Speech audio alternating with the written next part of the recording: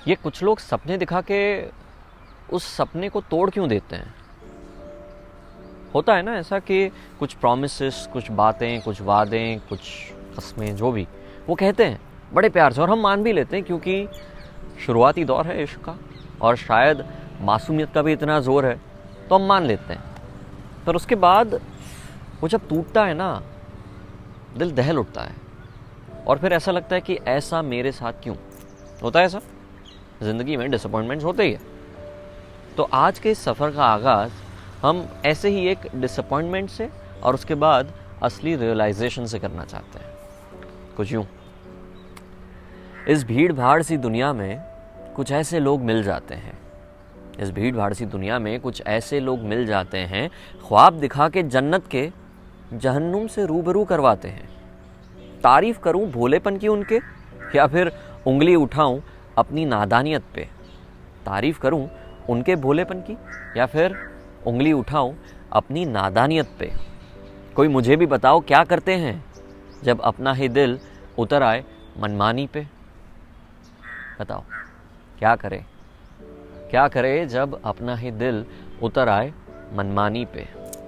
इस भीड़ भाड़ सी दुनिया में कुछ ऐसे लोग मिल जाते हैं। क्या कर सकते हैं आप? डिसअपॉइंट होंगे, दुखी होंगे, सैड से स्टेटस डालेंगे, टॉक्सिक सी वाइब्स फैलाएंगे जब भी बात करेंगे, एकदम भयानक देवदास। पर उसके बाद क्या? ये सारे फेजेस को तो जीना पड़ेगा, पर उसके बाद क्या?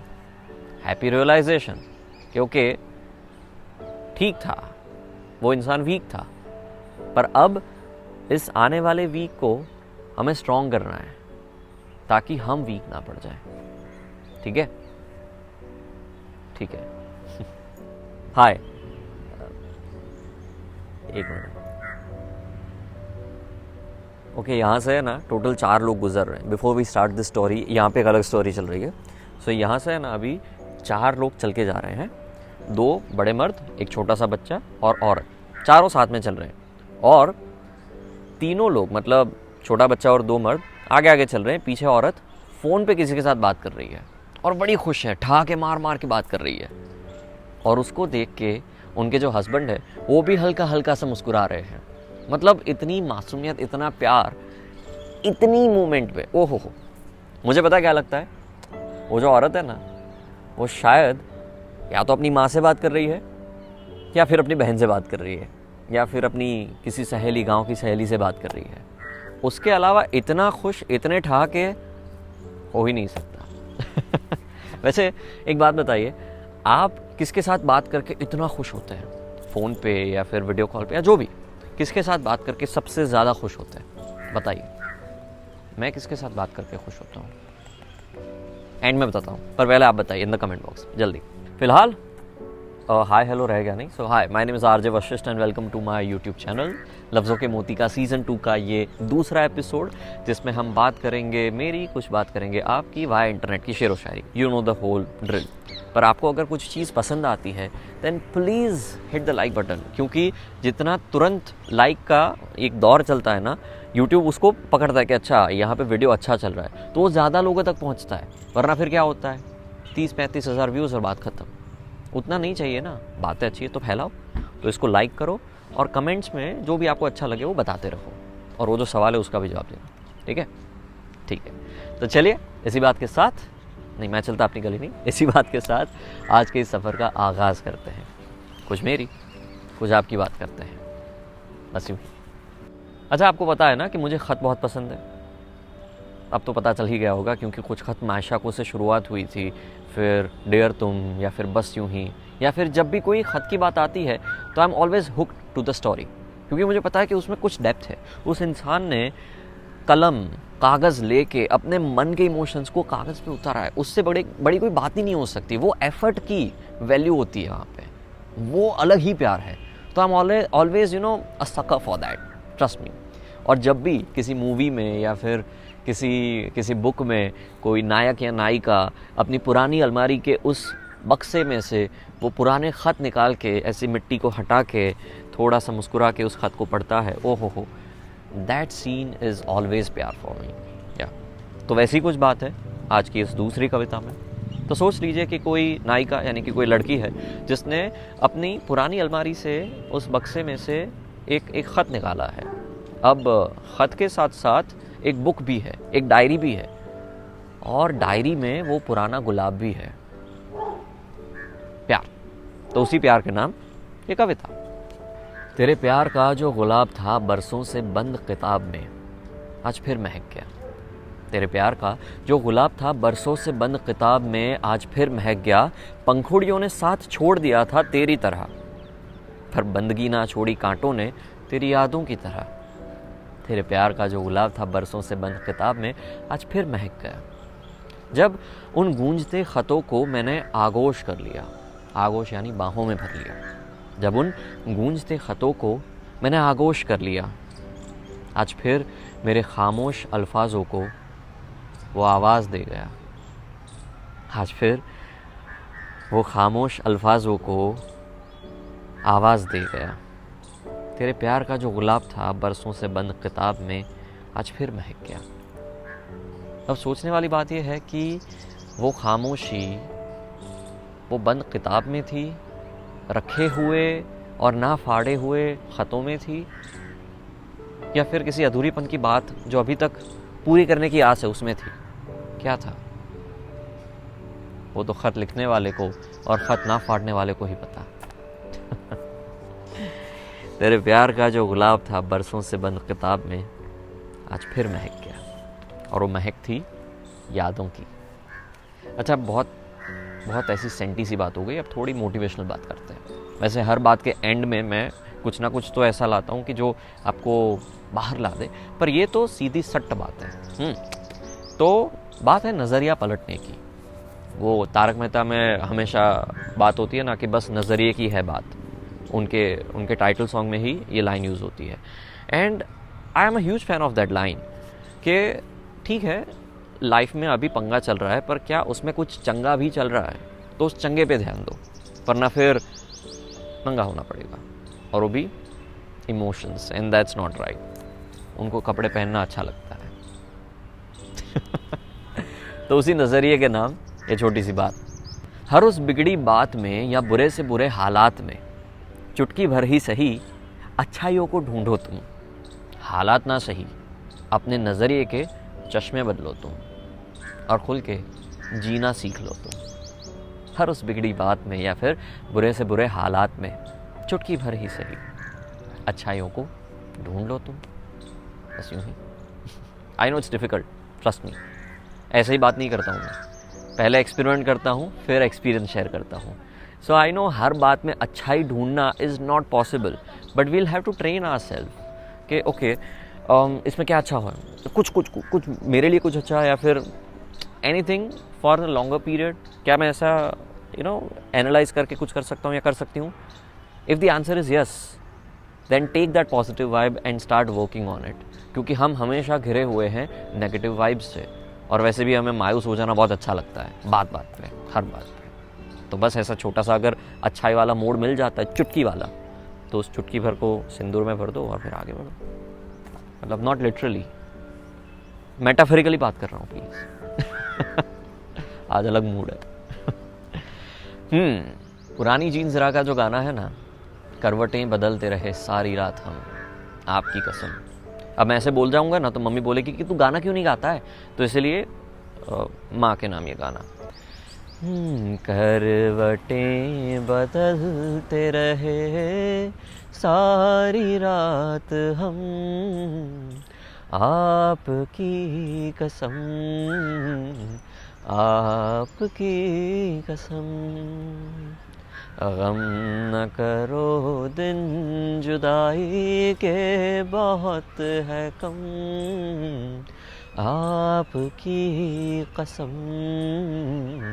आपकी कसम। तो उसमें जो करवटें बदलने की बात है, उसमें बेचैनी की बात है कि पूरी रात मुझे तुम्हारी याद सताती रही, या फिर वो बात याद आती रही, उसकी वजह से करवटें हम बदलते रहे। और वो करवटों में जो चद्दर की सिलवटें हैं ना, वो बहुत सारी कहानियाँ कहती है। अगर सिलवटें ज़्यादा है तो करवटें ज़्यादा है, और अगर करवटें ज़्यादा है दैट मीन्स पूरी रात नींद नहीं आई है। Simple logic. पर यहाँ पे बात थोड़ी अलग है। बात क्योंकि यार हर सिलवट अच्छी कहानी कहे ऐसा ज़रूरी नहीं है। हर करवट या फिर हर सिलवट वो बिस्तर में एक दूसरे का एक हो जाना ही कहे ऐसा ज़रूरी नहीं है। वो बेचैनी भी कह सकती है, और वो भी नॉट सो अच्छी वाली। पलकों ने बहुत समझाया मगर ये आंखें ना मानी। पलकों ने बहुत समझाया पर ये आंखें ना मानी। दिन तो हंसकर गुजारा हमने मगर ये रात ना मानी। बिस्तर की सिलवटें दे रही थी गवाही गैर की। खैर, जो पहले पैर था अब गैर हो गया है। बिस्तर की सिलवटें दे रही है गवाही गैर की। हमने करवट बदल दी पर ये बात ना मानी। हमने करवट तो बदल दी पर ये बात ना मानी। पलकों ने बहुत समझाया मगर ये आंख ना मानी। I will not force any positive stuff here कि नहीं आपको सो जाना चाहिए, नहीं तो डार्क सर्कल आएंगे, फिर सुबह को लोग पूछेंगे कि क्या हुआ, पूरी रात क्यों नहीं सोई या क्यों नहीं सोए। Okay, it's a phase, you have to live that, but you don't have to live with that. जी लो, बाहर निकल लो और फिर मुस्कुराना शुरू करो। वो रीजंस ढूंढो। All we need is that one reason, that one instance जिसकी वजह से हल्की सी मुस्कान आ जाए और फिर बात गजब। अभी जैसे यहाँ पे वो 4 लोग निकले, मेरे चेहरे पे मुस्कान आ गई, वो मुझे रीज़न मिल गया। तो ऐसी छोटी छोटी बातों में भी रीजंस होते हैं। अगर मुस्कुराना आपको चाहिए तो, अंदर से वो चाह है तो, वरना फिर यही सारी बातों में पूरी ज़िंदगी निकल जाएगी और फिर हर आह में वाह निकलेगी। पर क्या वो आपकी राह है? Think about this. क्या वो आपकी राह है? तो ये वाह सिर्फ आह तक है। सिंपल। अच्छा, आपको कोई अगर पूछता है कि आप कैसे हो, अभी के अभी मैं आपको पूछता हूँ कि how are you, what's your vibometer. Vibometer यानी अभी आपका let's say out of 10 mood कैसा है, तो आप क्या कहेंगे? Right it in the comment box. Comment box में जो भी लिखे वो शायद अभी सच लिखेंगे शर्म में आके, पर अगर आपको कोई अपना वाला कह दे कि हे हाउ आर यू, तो आप क्या कहेंगे? हाँ सब ठीक, ऑल बढ़िया, या फिर हाँ सब ठीक है, मस्त। असल में मस्त होता है? नहीं, तो प्रिटेंड क्यों करते हो? मुझे इस साल भी फिर से खुश रहना है। मुझे इस साल भी फिर से खुश रहना है, यानी कि मैं बढ़िया हूँ, सिर्फ यही कहना है। यानी कि मैं बढ़िया हूँ, सिर्फ यही कहना है। मुझे इस साल भी फिर से खुश रहना है।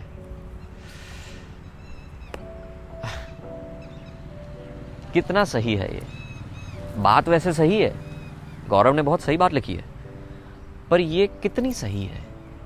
कब तक ऐसे जीना सही है कि सबके सामने तो प्रिटेंड कर लोगे, पर जब आईने से बात करोगे तो आंख मिला पाओगे? आप आईने के सामने देखते हो पर आंख से आंख मिला के बात करते हो कभी? क्यों? क्योंकि वो बात सच्चाई वाली है और वो आप नहीं कर सकते, इसीलिए कुछ ना कुछ हाँ ठीक है सब ओके सब चंगा सी, पर नहीं है। सो इसलिए stop pretending in front of people. हाँ, उसका दूसरा पहलू ये भी है कि stop crying in front of everybody for every reason. वश तुम कंफ्यूज कर रहे हो, ऐसा तुमको लगता है? I know.